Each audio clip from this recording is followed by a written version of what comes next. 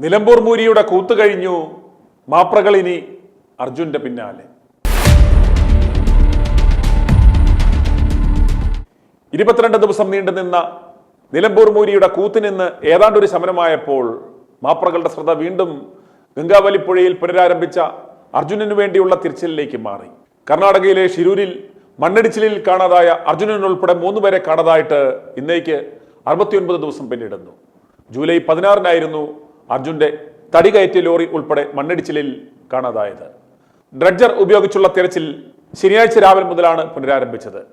ഈശ്വർ മൽപ്പയും സംഘവും പുഴയിലിറങ്ങി തിരച്ചിൽ നടത്തുകയാണ്. നേരത്തെ പുഴയിൽ നിന്ന് അക്കേഷ്യ മരക്കഷ്ണങ്ങൾ മൽപ്പയെ കണ്ടെത്തിയിരുന്നു.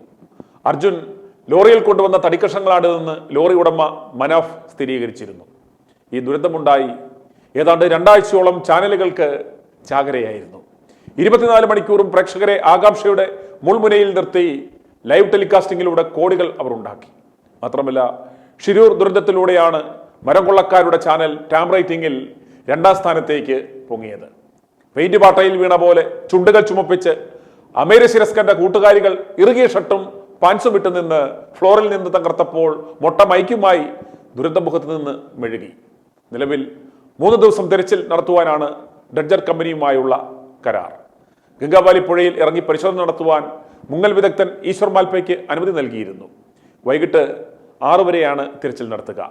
അർജുൻ ഓടിച്ച ലോറിയുടെ നിന്ന് കരുതുന്ന ലോക സാന്നിധ്യം കണ്ട സ്ഥലം അടയാളപ്പെടുത്തി മണ്ണ് നീക്കുവാൻ കഴിയും വിധമാണ് ഡ്രഡ്ജർ സ്ഥാപിച്ചത്. തന്റെ സഹോദരനെ കണ്ടെത്താനാവുമെന്ന പ്രതീക്ഷയോടെ അർജുന്റെ സഹോദരി അഞ്ജുവും സ്ഥലത്ത് ക്യാമ്പ് ചെയ്യുന്നുണ്ട്. കാലാവസ്ഥ അനുകൂലമായതിനാൽ വളരെയേറെ പ്രതീക്ഷയിലാണ് തങ്ങളെന്ന് അഞ്ജു ഇന്ന് രാവിലെ വ്യക്തമാക്കിയിരുന്നു. രാവിലെ വേലിയേറ്റ സമയത്ത് പുഴയിൽ അല്പം വെള്ളം കൂടുതലായി ഉണ്ടായിരുന്നുവെങ്കിലും പിന്നീട് കാലാവസ്ഥ അനുകൂലമായി. വെള്ളത്തിന്റെ ഒഴുക്കും കുറഞ്ഞിട്ടുണ്ട്. NDRF സംഘവും സ്ഥലത്തുണ്ടെന്നും അഞ്ജു പറഞ്ഞു. നാവികസേന നിർദ്ദേശിച്ച 3 പ്രധാന പോയിന്റുകളിലായാണ് പ്രധാനമായും തിരച്ചിൽ നടത്തുന്നത്. ഇത് അവസാന ശ്രമമാണെന്നും ലോറി കണ്ടെത്താനായില്ലെങ്കിൽ ദൗത്യം അവസാനിപ്പിക്കേണ്ടി വരുമെന്നും Karwar MLA Satheesh Krishna സെയിലും Uttara Kannada collector M ലക്ഷ്മിപ്രിയയും വ്യക്തമാക്കിയിരുന്നു. അർജുനെ കാണാതായതിൽ കുടുംബാംഗങ്ങളെ പോലെ തന്നെ നമുക്ക് എല്ലാവർക്കും വിഷമമുണ്ട്.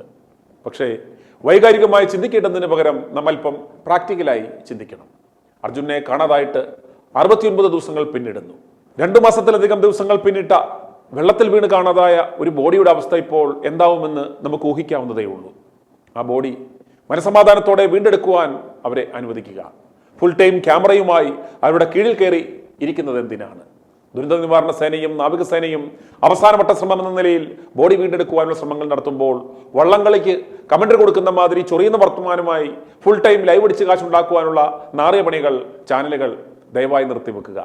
മാധ്യമ ശ്രദ്ധ ആവശ്യപ്പെടുന്ന കേരളത്തിലെ ജനങ്ങളെ ബാധിക്കുന്ന നിരവധി പ്രശ്നങ്ങൾ ഇവിടെയുണ്ട്. അത്തരം കാര്യങ്ങൾ വെളിച്ചത്ത് കൊണ്ടുവരുവാനുള്ള നടപടികൾ ദയവായി ചാനലുകൾ സ്വീകരിക്കണം. അർജുനെയും കുടുംബത്തെയും ദയവായി ഇനിയെങ്കിലും വെറുതെ വിടുക. സഹായിച്ചത് മതി.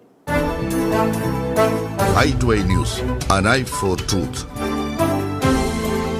i2i News സബ്സ്ക്രൈബ് ചെയ്തിട്ടില്ലാത്തവർ ഇപ്പോൾ തന്നെ സബ്സ്ക്രൈബ് ചെയ്യുക.